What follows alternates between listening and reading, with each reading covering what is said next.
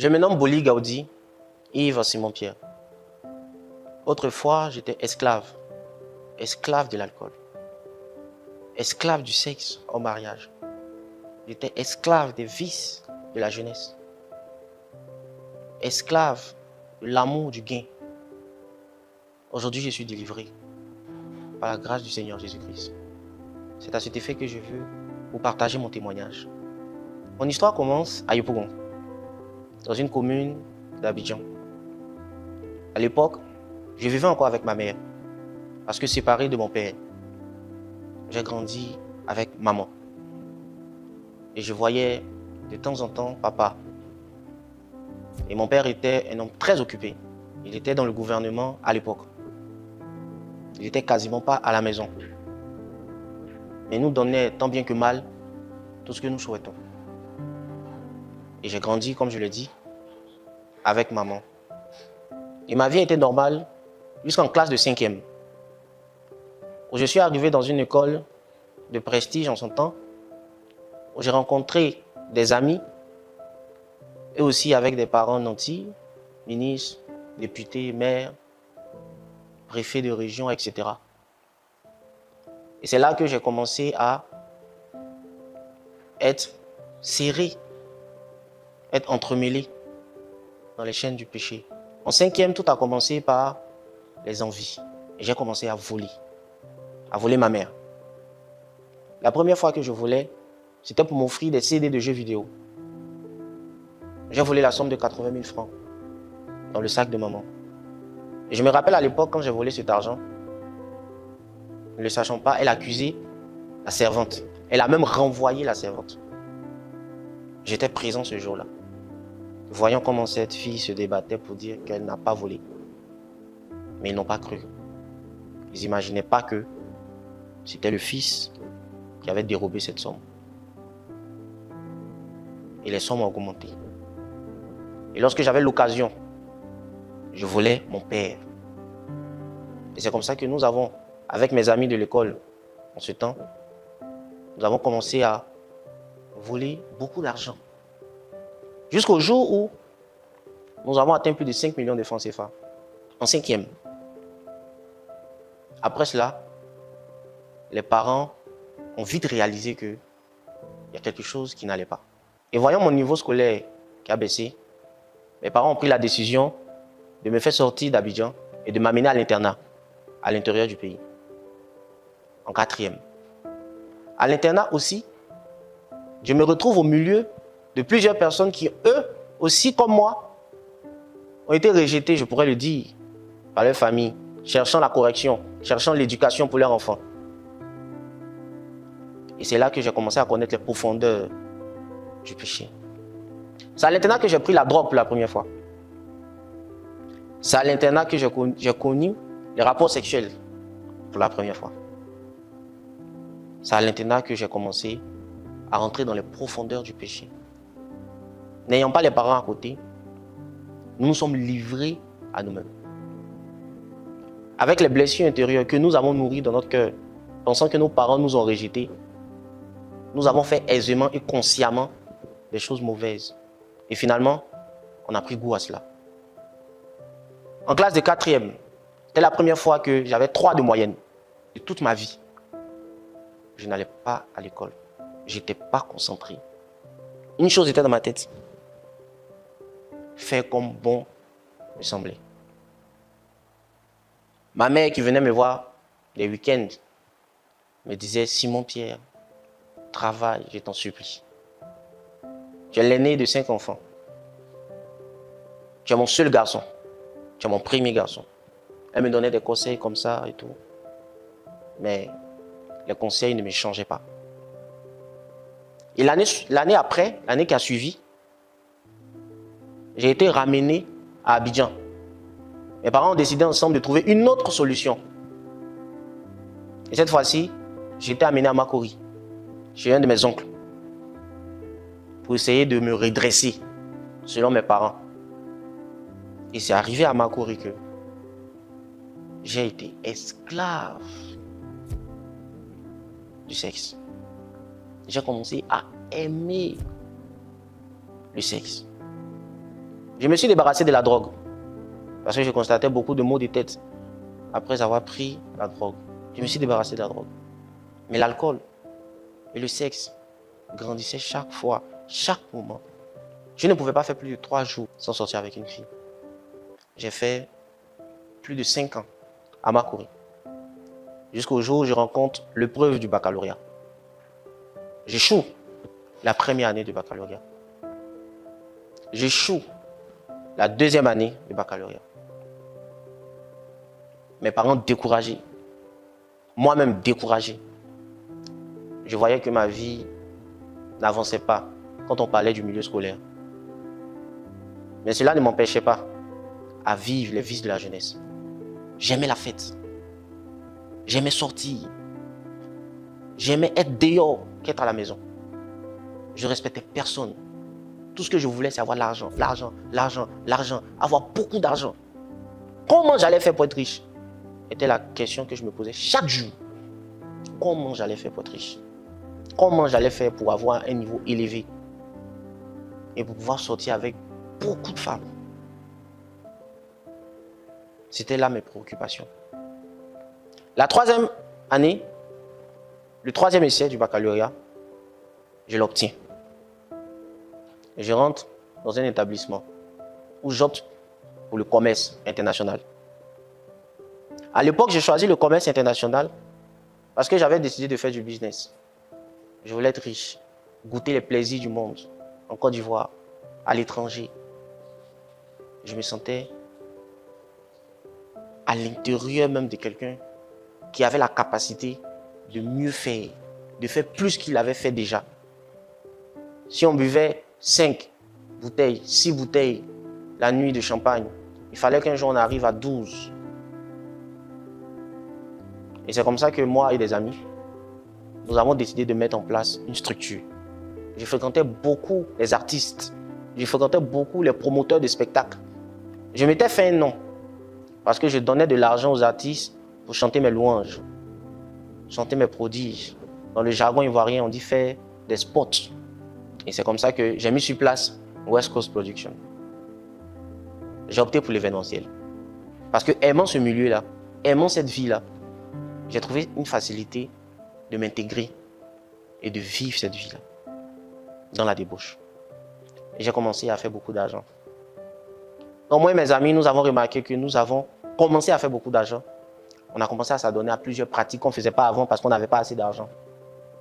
Les pratiques comme sortir avec plusieurs filles là au même endroit. Les pratiques comme voyager pour aller découvrir d'autres filles que celles d'Abidjan. J'étais esclave, frère.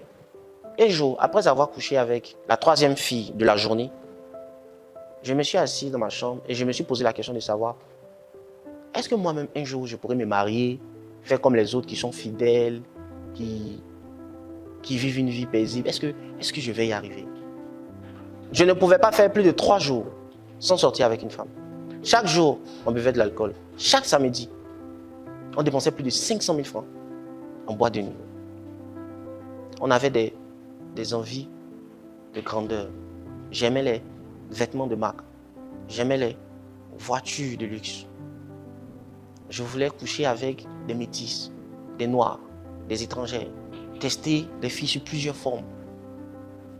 Et parce que à cette époque j'avais de l'argent, je me permettais de me faire plaisir. Et j'étais esclave du sexe. Esclave du sexe à un niveau où je suis sorti avec une fille qui m'a révélé après être sorti avec un de mes parents. Et à cette époque-là, c'était un privilège pour moi. C'était un privilège pour moi de cataloguer toutes ces filles-là. J'avais fait un programme où les lundis, les mercredis, les dimanches étaient dédiés à une fille précisément. Après, lorsque je me suis assis et que j'ai réfléchi, j'ai vu que j'avais 8 partenaires. J'étais un religieux. J'allais souvent à l'église. Écouter ce que les gens disaient. Mais mon cœur n'y était pas. J'allais pour la forme. J'allais parce que souvent mes parents me forçaient à y aller. Mais je n'avais jamais rencontré Jésus. Et j'étais toujours esclave. prisonnier de l'alcool et du sexe. Je disais comme ça que j'ai tout fait. Et je me vantais de le dire. Je disais j'ai tout fait. Sauf l'homosexualité. Sauf le viol. J'ai tout fait. Quelqu'un me parlait de meurtre. J'ai fait faire avorter des filles un bon nombre de fois. Je crois même avoir tué quelqu'un.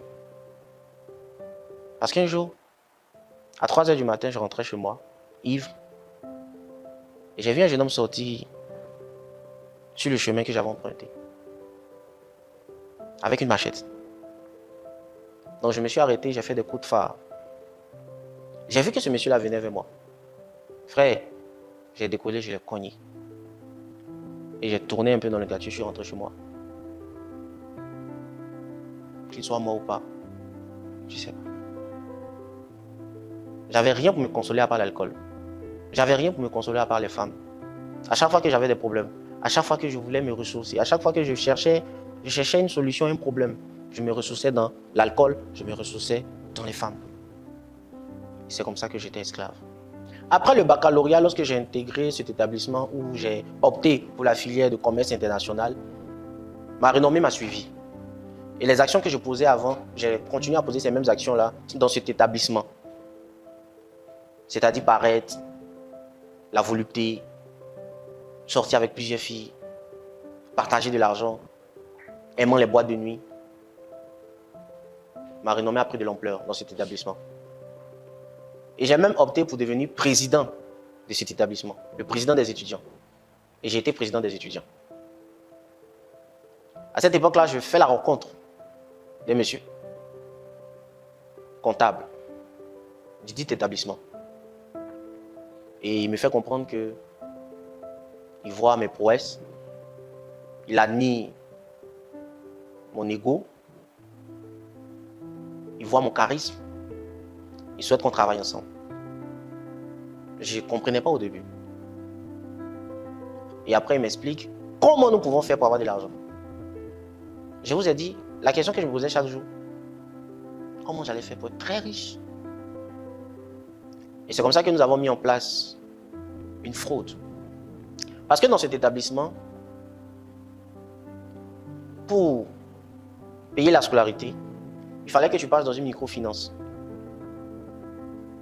C'est avec le reçu de cette microfinance-là que tu avais accès à l'établissement, avec le cachet du comptable de l'établissement. Et on avait décidé que moi, je sois le commercial qui recrute des personnes qui ne vont pas aller dans la microfinance, qui vont venir directement chez nous, avec tous les cachets et tous les reçus. J'ai accepté et nous avons mis en place ce système. J'ai recruté beaucoup d'étudiants, et même les parents d'étudiants.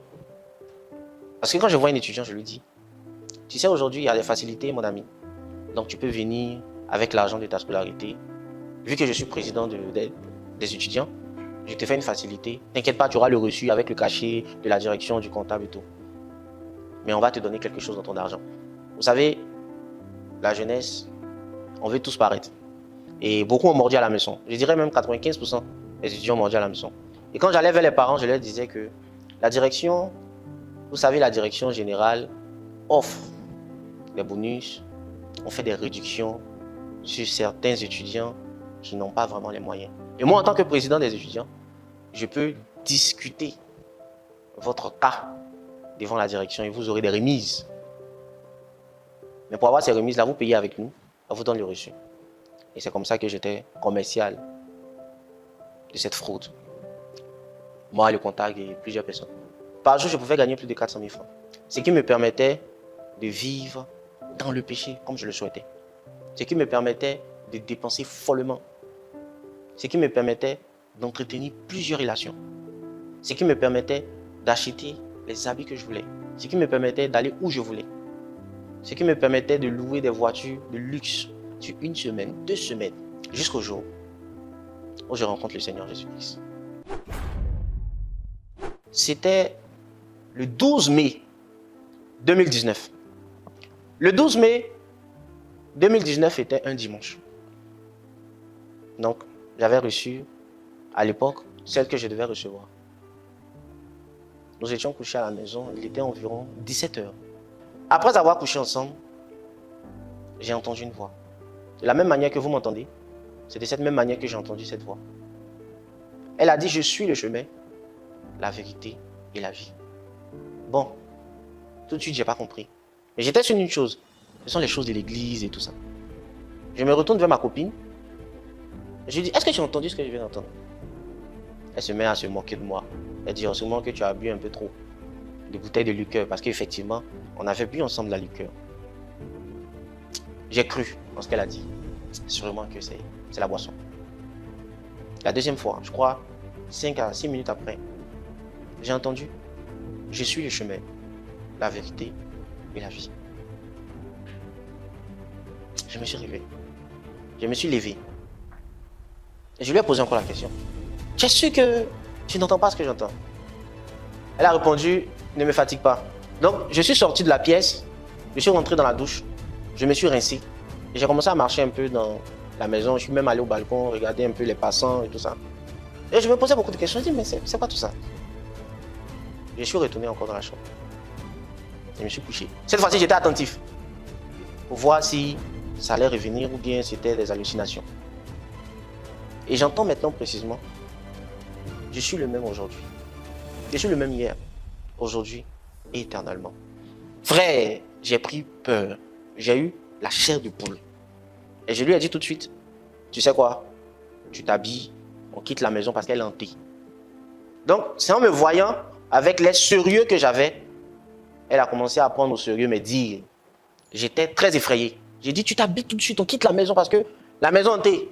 J'entends des voix, c'est pas normal. Et elle aussi, elle a pris peur. On s'habille rapidement et nous sommes sortis de la maison. Mais j'aimerais dire, avant qu'on arrive à là, il y avait plusieurs personnes qui m'avaient parlé de Jésus, que je refoulais carrément. Mais il y avait pratiquement 2 frères qui me parlaient de Jésus, tant par message et sur les réseaux sociaux. Tellement ces personnes-là m'agaçaient avec cette histoire de Jésus, je les avais carrément bloqués de mon téléphone. Je les ai mis sur liste noire. C'est-à-dire à chaque fois que ces personnes essaient de m'appeler, ça sonnait automatiquement sur répondeur. Et quand je suis sorti de la maison avec ma copine, j'ai dit, mais qui va m'expliquer ce que je viens de vivre? Et je savais à l'intérieur de moi que personne, ni mes parents, ni mes amis, ni mon entourage, ni mes copines, ne pouvaient m'expliquer quelque chose qui parlait du spirituel. Parce que je ne connaissais pas la parole de Dieu, mais je savais quand même que ces thèmes-là, on entend souvent à l'église. Et je me suis souvenu qu'une fois, j'avais bloqué certaines personnes qui, eux, chaque fois me parlaient de Jésus. Automatiquement, je les ai débloqués. Et j'ai appelé un numéro. Et quand il a décroché, j'ai dit, allô, c'est Simon Pierre. Il a tiqué, il dit, quoi, Simon? Il dit, oui. Il dit, mais j'essaie de t'appeler, tout ça. J'ai dit, oui, effectivement. J'ai commencé à dire que, pardonne-moi, je t'avais bloqué. Mais là, je t'appelle parce que je veux qu'on parle. Il me répond, il n'y a pas de problème. Comme il est 18h, on va vers 19h, il se fait tard. On va remettre à demain. J'ai dit non. Aujourd'hui même, quel que soit l'endroit où tu es, il faut qu'on parle. Il m'indique sa position. Je me sépare de ma copine là. Je vais vers lui. Arrivé là-bas, c'est lui qui m'écoute maintenant. Et je lui explique tout ce que je vivais. Tout ce que j'ai vécu. C'est là maintenant, il me parle de la repentance. J'avais jamais entendu parler de la repentance. J'avais jamais entendu parler de la repentance. Pour moi, Dieu nous aime parce qu'il nous a créés, il nous accepte pour nos péchés. Le jour qu'on meurt, certains de nos frères, nos parents prient pour nous, il a pitié de nous et puis on va au ciel. Il m'explique la repentance. Il m'explique ce que c'est que le péché. Mais je ne comprenais toujours pas parce que j'étais en train de commettre le péché quand Jésus m'a parlé selon lui. Je ne comprenais pas. Et je lui demande, mais comment je vais faire avec tout ça? Parce que j'étais touché, je tremblais. Il m'a donné les différentes étapes de la repentance. Je devais confesser. Je devais accepter, abandonner. Et j'ai commencé à confesser mes péchés. J'ai confessé tout ce que je faisais. Et lorsque nous sommes arrivés sur cette partie où je devais abandonner, c'est là que c'était pas facile. Il m'a dit, il faut que tu abandonnes tout ce que tu fais que Dieu n'aime pas. J'ai dit, mais tout ce que je fais, c'est toute ma vie. Frère, je ne peux pas faire 3 jours sans une femme. Frère, la société que tu me dis d'abandonner parce que c'est la fraude, sans elle, je suis rien. Il dit pour le Seigneur, je dois abandonner. Mais la voix que j'avais entendue m'avait transpercé le cœur. Je lui ai dit, je ne sais pas si je pourrai, mais je vais le faire. Parce que je crois que la voix que j'ai entendue n'est pas la voix d'un homme. Et le même jour, j'ai fait un message que j'ai dupliqué en 8. Et je l'ai envoyé à toutes mes copines. Ce message était simple. Je demande pardon pour toutes les promesses que je t'ai faites. Mais je crois avoir rencontré le Seigneur Jésus. Et le Seigneur Jésus demande que je me sépare du péché, donc de cette relation qui ne le glorifie pas. Point. Et j'ai envoyé à tout le monde. J'ai reçu des injures, des malédictions, et toutes sortes de réponses, des appels. J'en passe. Par rapport à la société, c'était très difficile parce que, vrai que j'étais actionnaire majoritaire, je n'étais pas le seul actionnaire. Séance tenante, j'ai dû appeler tous mes collaborateurs pour leur dire que j'ai fait la rencontre du Seigneur Jésus. Je crois dans mon cœur qu'il m'a parlé et je veux le suivre parce que je suis fatigué en vrai. Donc je décide de me retirer de la société. Moi, ils ont commencé à rire parce qu'on peut penser que tout le monde peut se retirer, mais pas moi. J'ai insisté. J'ai dit que j'étais sérieux. Je crois que sur le coup, ils ont dit ok. C'est après qu'ils ont compris. J'ai profité pour dire que je laisse tout. Et c'est comme ça que j'ai abandonné les copines ce jour-là. J'ai laissé tomber West Coast Production ce jour-là. Et comme il se faisait tard, le lundi 13 mai, je me suis fait baptiser au nom du Seigneur Jésus-Christ. Le jour de mon baptême, j'ai ressenti comme un poids qui était quitté sur moi. Frère, je n'avais jamais cru que je pouvais faire plusieurs mois même, sans avoir l'envie. Je parle de l'envie. L'envie même de coucher avec des femmes. Je crois que le jour du baptême, j'ai reçu le Saint-Esprit qui m'a donné le dégoût du péché. Qui m'a donné le dégoût de l'alcool. Qui m'a donné le dégoût de toutes ces choses, des vices de ce monde. J'avais juste le dégoût. J'étais pas fier de ce que je voyais. Quand je regardais les vidéos, j'étais pas fier. Et j'ai commencé à m'intéresser aux choses de Dieu. J'ai commencé à m'intéresser à comment vivre avec Dieu, comment marcher avec Dieu. Et le Seigneur m'a mis à cœur que je devais parler de lui. De la même manière que je parlais pour le diable dans le monde, je devais parler de Jésus-Christ pour amener les hommes à Jésus-Christ. Et c'est comme ça que j'ai commencé ce ministère, le ministère d'évangéliste. J'ai commencé à prêcher dans les marchés. J'ai commencé à prêcher dans les bus, dans les bacas, qui sont les transports en commun. J'ai commencé à prêcher dans les quartiers. Je venais fraîchement de finir l'école. Je ne travaillais pas encore. Je passais tout le temps à prêcher. Et c'est comme ça qu'un jour, nous avons commencé 40 jours de jeûne à la communauté missionnaire chrétienne internationale de Côte d'Ivoire. Et le leader national, le pasteur Méniel Boniface, a demandé que nous brisons nos liens et nous écrivons 10 sujets. Et j'avoue que j'avais rencontré le Seigneur, j'avais le cœur libre. Je me sentais heureux. Jusqu'au soir, un soir, où je reçois un appel. L'appel d'un ami de l'école, de l'établissement où j'étais. Où j'ai fait de la première année de la licence jusqu'au master. J'ai fait 5 ans dans cet établissement. Il me dit, Simon, écoute, il y a un problème. Je dis, quel problème? Il dit, tu sais, le business qu'on avait monté, l'affaire a éclaté. Et le fondateur, le propriétaire de l'établissement est ministre. Donc il a mis toute la police à nos trousses. On avait derrière nous la police criminelle, la police économique, il était ivoirien. Donc frère, on dit tu es devenu pasteur, c'est ce qu'il me dit. Cherche-toi. Il a raccroché. Le lendemain, certains professeurs m'appellent. On me dit Simon, on ne comprend pas. On dit il y a une affaire qui a éclaté. 200 millions de francs CFA. Et ton nom est cité. Voici une affaire qui éclate. Pendant la croisade, pendant les 40 jours de jeûne, le leader national a demandé qu'on présente 10 sujets à Dieu. 10 sujets qui nous tiennent à cœur. J'avais dit que j'avais le cœur libre, heureux de servir le Seigneur. Jusqu'au jour où j'apprenne la nouvelle. Et que j'intègre ce problème-là parmi mes sujets de prière faite à Dieu. Tout a commencé à dégringoler autour de moi. Mes amis ont été arrêtés. Le comptable qui s'était enfui d'Abidjan a été retrouvé dans une autre ville. Il a été arrêté. Plus de 4 personnes ont été arrêtées, incarcérées à la MACA, la maison d'arrêt de correction d'Abidjan. Et les problèmes ont commencé à venir de partout.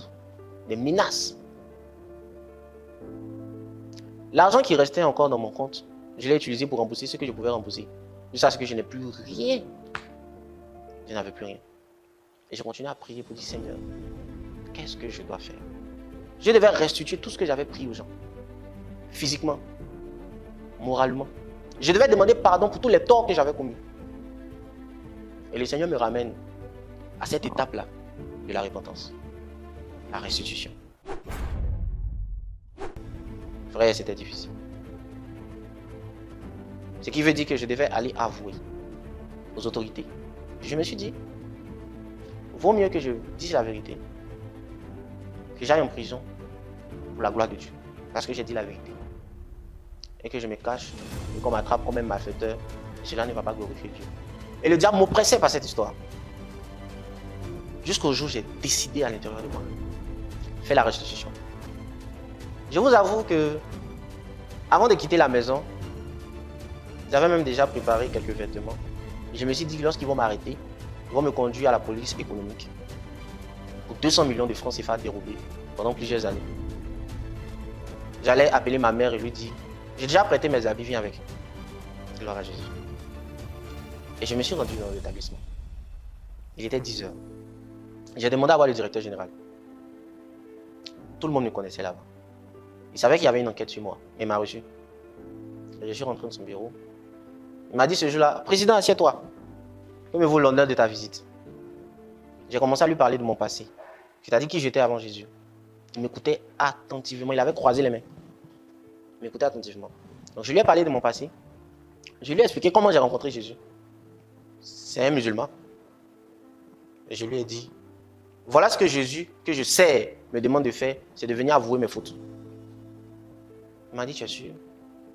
Est-ce que tu peux le répéter en face d'un témoin? J'ai dit oui. Il dit d'accord. Il a pris un bic. Il a pris une feuille. Il dit, dis-moi tout ton nom. Il a écrit mon nom. Et à l'époque, quand tu finis les années, c'est-à-dire la licence, tu finis le master, tu dois soutenir ton diplôme. Et moi, j'avais mes bulletins bloqués. J'avais fini, mais je ne pouvais pas soutenir. Mes bulletins étaient bloqués. Mes parents ne savaient pas. Et cette histoire avait éclaté. Il me demande combien tu dois à la comptabilité. Je lui dis la somme, c'était beaucoup de millions. Il écrit. Il appelle une dame que je connais bien. Il dit à la dame, le président est venu me dire quelque chose. Il va répéter, tu m'entends? J'ai répété. Il a tiré sa chaise. Il s'est levé. Il dit, depuis qu'il est directeur général, il n'a jamais vu ça. Il n'a jamais vu quelqu'un qui a fait autant d'atrocités et qui vient reconnaître. Ça le dépasse. À cause de ça, il décide d'annuler tout ce que je dois. Il m'a dit, président, prépare-toi pour soutenir ton diplôme. J'ai vu la main de Dieu. Moi qui étais prêt pour faire la prison, pour Jésus-Christ, il m'a délivré de la prison. Je peux dire même que j'étais acquitté par le Seigneur Jésus-Christ. J'ai vu la main de Dieu par la restitution. Et c'est comme ça que j'ai continué à prêcher l'évangile, à gagner des âmes, à juste montrer mon témoignage aux personnes qui étaient récalcitrantes. Aujourd'hui, je bénis le nom du Seigneur parce que le Seigneur m'a délivré de toutes ces chaînes, l'alcool, la débauche, la sexualité. C'est que par Jésus que j'ai eu la vie. C'est que par Jésus que j'ai eu la délivrance du péché. Aujourd'hui, je suis en route pour le mariage. Gloire à Dieu. Chose impossible avant. Aujourd'hui, j'ai soutenu mon diplôme de licence. J'ai soutenu mon diplôme de master en commerce international. Et le Seigneur m'ouvre les portes du travail. Et le Seigneur me donne de grandes opportunités. Le Seigneur me délivre totalement. Je suis infiniment reconnaissant, Seigneur. Je te partage ce témoignage pour te dire que Jésus libère. Jésus délivre. Jésus guérit. Jésus positionne. Accepte de faire la vraie repentance avec un cœur vrai et sincère. Aie confiance au Seigneur Jésus. Accepte de marcher et d'obéir à ses voies par la restitution, par la vie de sanctification. Et tu verras la main de Dieu dans ta vie. Que Dieu te bénisse abondamment.